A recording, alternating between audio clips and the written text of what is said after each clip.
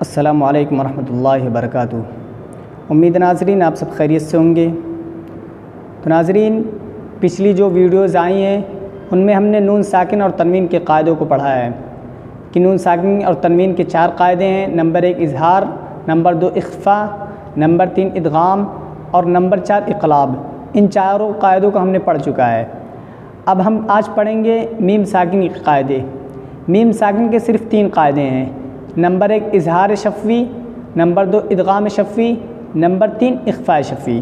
ٹھیک ہے، تو آج کی اس ویڈیو میں ہم میم ساکن کے قاعدوں کو پڑھیں گے۔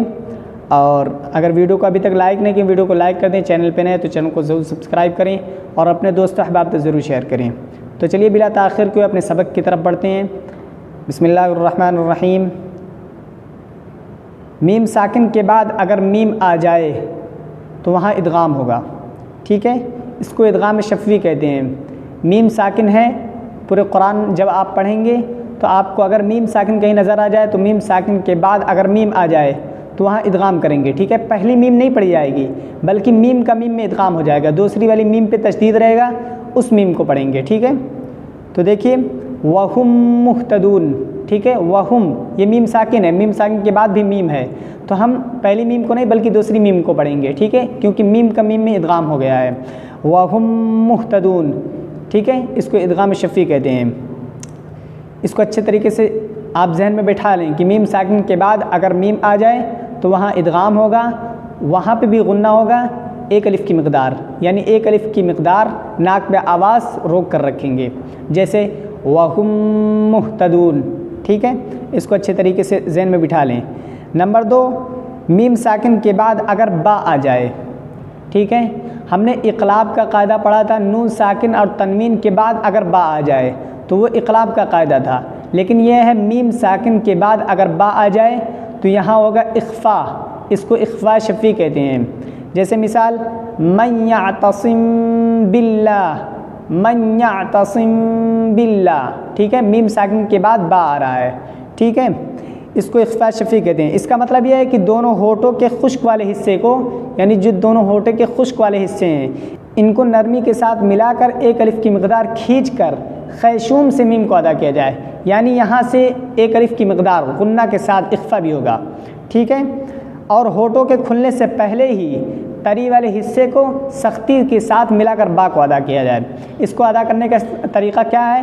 بہت سے لوگ ادا کرتے ہیں من بعدی، من بعدی، یا پڑھتے ہیں من یعتصم باللہ۔ اس طریقے سے نہیں پڑھا جائے گا۔ ٹھیک ہے، اس کی ادائیگی جو اچھے طریقے سے ادائیگی ہے وہ ہے من یعتصم باللہ، من یعتصم باللہ۔ ٹھیک ہے، دونوں میں دیکھیے آواز میں فرق ہے، من یعتصم باللہ، من یعتصم باللہ، اس میں اور جو میں بتا رہا ہوں اس میں دیکھیے آواز میں بہت فرق ہے۔ من یعتصم باللہ، من یعتصم باللہ۔ ٹھیک ہے، میم ساکن کے بعد اگر با آ جائے گا تو وہاں پہ اخفا ہوگا، یعنی غنہ کے ساتھ اخفا بھی ہوگا، غنہ بھی ہوگا اور ناک میں آواز چھپا کر 1 الف کی مقدار غنہ کے ساتھ اخفا بھی ہوگا۔ ٹھیک ہے، یہاں پہ آواز کو 1 الف کی مقدار چھپائیں گے اور اس کو ادا کریں گے من یعتصم باللہ، اس کو اخفاء شفوی کہتے ہیں۔ ٹھیک ہے، اس کو ذہن میں بٹھا لیں اچھے طریقے سے۔ اس کے بعد ہے میم ساکن کے بعد اگر میم اور با کے علاوہ، ٹھیک ہے، میم ساکن کے بعد میم اور با کے علاوہ، کیونکہ میم ساکن کے بعد میم اگر آئے گا تو وہ ہو جائے گا ادغام شفوی جو ابھی اوپر پڑھایا ہوں، اور اگر میم ساکن کے بعد با آ گیا تو وہ ہو جائے گا اخفاء شفوی جو ابھی پڑھا ہوں۔ اور اگر میم ساکن کے بعد میم اور با کے علاوہ کوئی تیسرا حرف آ جائے، کوئی بھی، ٹھیک ہے، تو وہاں پہ ہوگا اظہار شفوی۔ جیسے مثال لیتے ہیں ایک اکرمتا، اکرمتا، دیکھیے رم یہ میم ساکن ہے، اس کے بعد تا ہے، تیسرا حرف ہے، تیسرا حرف کا مطلب میم اور با کے علاوہ تیسرا حرف ہے۔ ٹھیک ہے، تو یہاں پہ دیکھیے اظہار ہو رہا ہے، نہ غنہ ہو رہا ہے نہ اخفا ہو رہا ہے، نہ آواز ناک میں چھپ رہی ہے، کچھ نہیں، بالکل اظہار ہو رہا ہے۔ ٹھیک ہے، جیسے اکرمتا، اس کو اظہار شفوی کہتے ہیں۔ اس کا مطلب یہ ہے کہ میم کو اپنے مخرج سے بلا غنہ ظاہر کر کے پڑھیں گے۔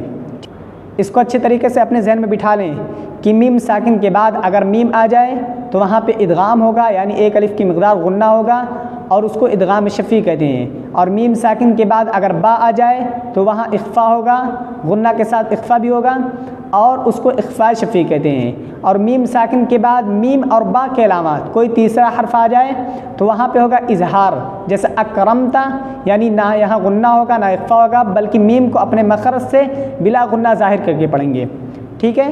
تو آج کے سبق میں ہم نے میم ساکن کا قاعدہ جو تینوں تھا اس کو پڑھ چکے ہیں، اور اس کو اچھے طریقے سے ذہن میں بٹھا لیں۔